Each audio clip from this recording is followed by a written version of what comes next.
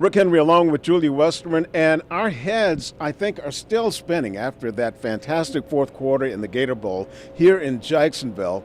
Clemson rallied from a 21-10 deficit. Then they were down by 11 points after Kentucky ran the kickoff back 102 yards to go up 21-10, and then, wow, Julia, a fourth quarter for the ages. I mean, Clemson was down for most of the game, and then they took the lead again in the fourth quarter, and it was a back-and-forth game after that. I mean, we're sitting up there in the press box thinking, oh, they're down, this might be game. And then they come back and take the lead again, and it was basically tug of war for the entire fourth quarter, and in my opinion, one of the best fourth quarters I've ever seen. Yes, 5 lead changes, 5 turnovers, 4 by Kentucky. The two teams combined for 42 points in the fourth quarter. And Clemson, they scored the winning points with 17 seconds to go and then sealed the deal with a turnover, an interception after all season long. Dabo Swinney, talking about the turnover margin, how his guys, they weren't getting enough takeaways, and they got it done here in the Gator Bowl. Yeah, talk about a big finish, and there were a ton of records broken in this game.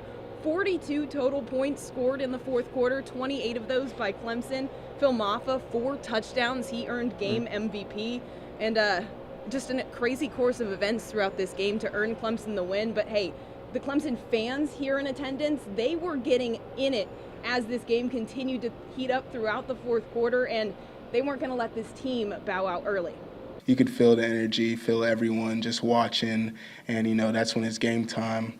When you got to win the game, it's all on the line. That's when you lock in and focus. But definitely you can feel the tenacity of the crowd in there. We've had to sit in that locker room 4-4, and why quit now? We've been through so much. We just won 4 straight.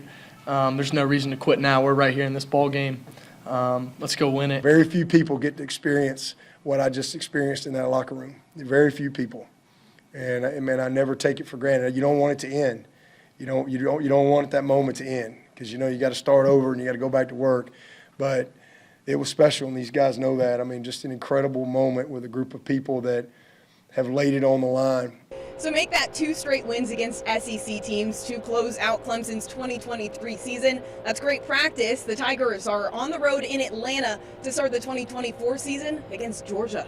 Wow, 3 straight games against SEC teams. Well, they'll need that momentum created by winning their final 5 games of 2023 to finish 9-4. And that's going to wrap it up from here in Jacksonville. Rick Henry and Julia Westerman wishing you a very happy new year.